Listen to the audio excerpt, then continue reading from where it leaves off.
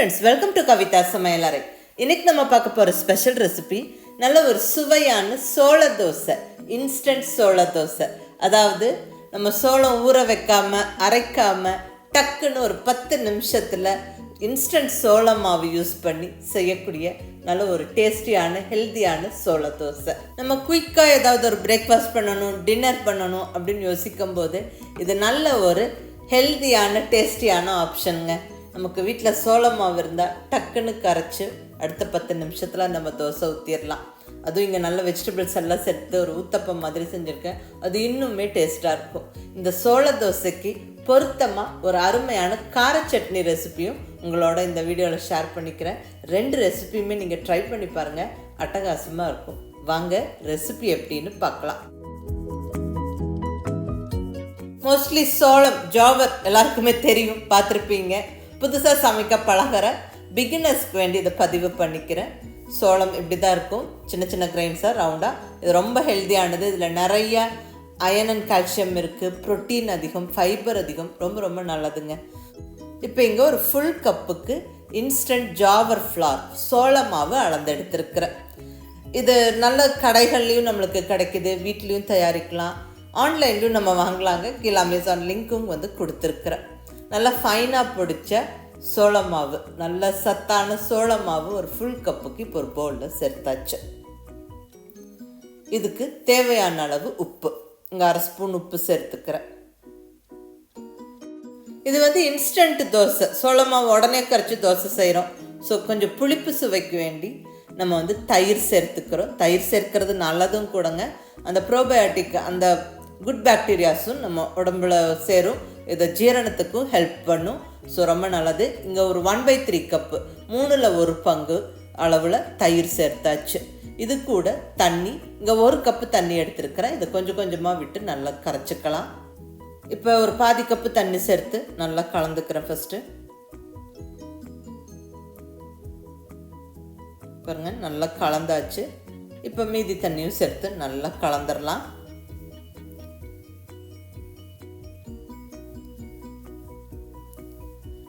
மாவோட பக்குவம் பார்த்தீங்கன்னா இட்லி மாவு பதத்துக்கு ரொம்ப கெட்டியாகவும் இருக்கக்கூடாது, அதுக்குன்னு ரொம்ப தண்ணி மாதிரியான தோசை மாவு பதமும் இருக்கக்கூடாது. இந்த மாதிரியான பக்குவத்தில் இருக்கணுங்க. அதாவது ரொம்ப கெட்டியாகவும் இல்லாமல் ரொம்ப தண்ணி மாதிரி லூஸாக இல்லாமல் ஒரு மீடியமாக லூஸாக இருக்கணும். ஸோ தோசை ஊற்றுறக்கு பக்குவமாக சூப்பராக இருக்குது. இப்போ இது ஒரு 10 நிமிஷம் இருக்கட்டுங்க. நம்ம தயிரெல்லாம் சேர்த்துருக்குறோம், அந்த தயிரோடு சேர்த்து கொஞ்சம் ஊறிட்டு இருக்கட்டும். அந்த டைம் கேப்பில் நம்ம நல்ல ஒரு சட்னியை ரெடி பண்ணிடலாம். இது புளிக்காத தோசை, இன்ஸ்டன்ட் தோசை. ஸோ இதுக்கு ஒரு காரசாரமாக ஒரு நல்ல ஒரு மிளகாய் சட்னி செஞ்சோம்னா அட்டகாசமாக இருக்கும். இப்போ ஒரு மிக்ஸி ஜாரில் நல்ல காரமான வரமிளகாய் 4 சேர்த்துக்கிறேன். இது கூட காஷ்மீரி சில்லி ஒரு 4 சேர்த்துக்கிறேங்க. இதில் காரம் பெருசாக இருக்காது, பட் நல்ல கலர் கொடுக்கும். ஸோ அதுவும் 4 சேர்த்தாச்சு.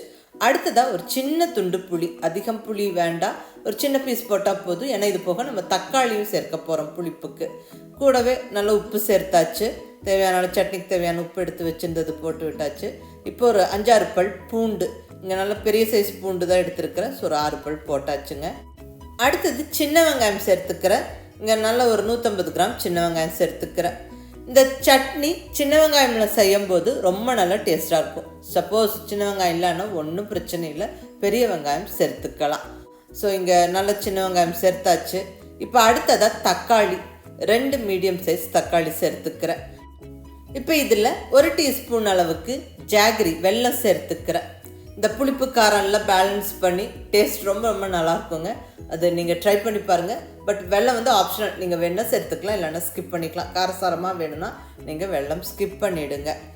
இப்போ தண்ணி விடாமல் சட்னி அரைச்சாச்சு. பாருங்கள் எவ்வளோ கலர்ஃபுல்லாக அழகாக இருக்குது. டேஸ்ட்டும் சூப்பராக இருக்குங்க. குயிக்காகவும் நம்ம ரெடி பண்ணிடலாம். எல்லாமே ராவாக போட்டோம், அரைச்சாச்சு. இப்போ இந்த அரைச்ச சட்னியை வதக்கிடலாம். ஏன்னா எல்லா பொருட்களுமே நம்ம பச்சையாக சேர்த்து அரைச்சிருக்கிறோம். ஸோ வதக்கிட்டால் ரொம்ப டேஸ்ட்டாக இருக்கும். இப்போ நல்லா கடாய் வச்சு அதில் ஒரு 2 ஸ்பூன் தேங்காய் எண்ணெய் சேர்த்துக்கிறேன்.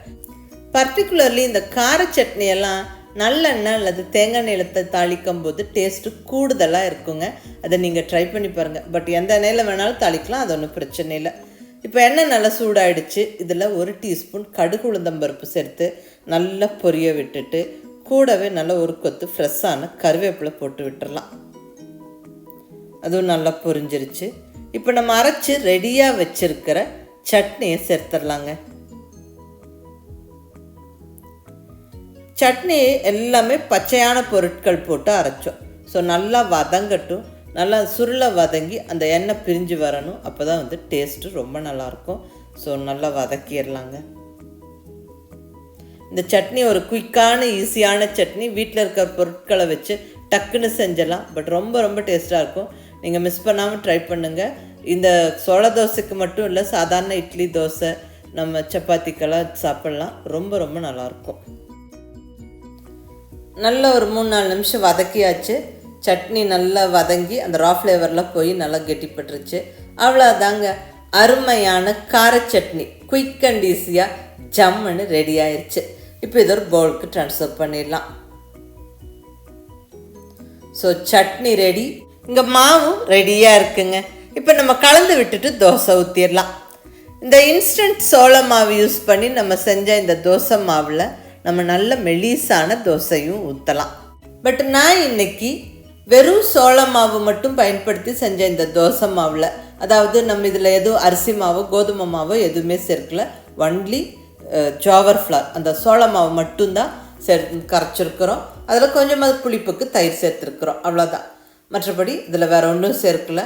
ஸோ இந்த தோசை மாவை நல்ல ஒரு சின்ன ஊத்தப்பம் மாதிரி ஊற்றிட்டு அதில் நல்லா அந்த வெங்காயம் கேரட்டு குடமிளகாயெல்லாம் கட் பண்ணி போட்டு தூவி அதை நல்லா 2 சைடும் வேக விட்டு பொறுமையாக வேக விட்டு எடுத்தால் அட்டகாசமாக இருக்குங்க. ஸோ அருமையான ஒரு மில்லட் தோசை, அதுவும் 10 நிமிஷத்தில் டக்குன்னு செஞ்சிடலாம். மிஸ் பண்ணாமல் ட்ரை பண்ணி பாருங்கள். ரொம்ப நல்லா டேஸ்ட்டாக இருக்கும். இந்த சட்னியும் அதே மாதிரி ரொம்ப நல்லா பொருத்தமாக இருக்கும். இங்கே ஒரு சின்ன சின்ன டிப்ஸ் நம்ம ஃபாலோ பண்ண வேண்டியது என்னென்னா, ஸ்டவ் கண்டிப்பாக தோசை சுடும்போது நம்ம மீடியம் ஃப்ளேம்லேயே வச்சுக்கிட்டு பொறுமையாக 2 பக்கமும் சுட்டெடுக்கணும். ஏன்னா நீங்கள் வெறும் நம்ம சோள மாவு மட்டும்தான் சேர்த்துருக்குறோம், கோதுமை மாவோ அரிசி மாவோ சேர்க்கலை. அது போக மெலிசாவும் நம்ம செஞ்செடுக்கலாம். இல்லை இந்த மாதிரி வெங்காயம்லாம் கட் பண்ணி போட்டு கொஞ்சம் இன்ட்ரெஸ்டிங்காக செஞ்சு சாப்பிடும்போது ரொம்ப ரொம்ப டேஸ்ட்டாக இருக்கும். அதுவும் இந்த கார சட்னி இதுக்கு ரொம்ப நல்லா பொருத்தமாக இருக்கும். ஸோ மிஸ் பண்ணாமல் ட்ரை பண்ணுங்கள்.